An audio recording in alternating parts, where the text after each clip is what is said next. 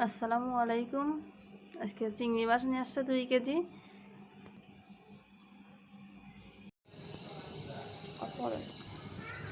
যখন চিংড়ি মাছ রান্না করব প্রথমেই পেঁয়াজ দিয়ে দিচ্ছি।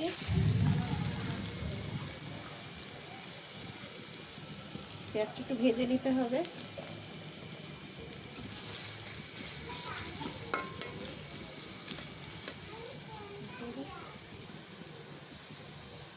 পেঁয়াজটা লাল লাল করে ভেজে নিয়েছি।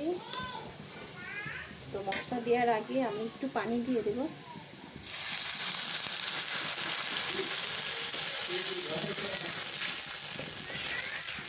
মশলাটা দিয়ে দেবো।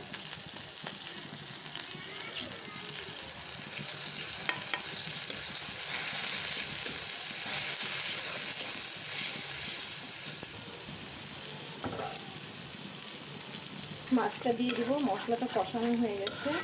তেল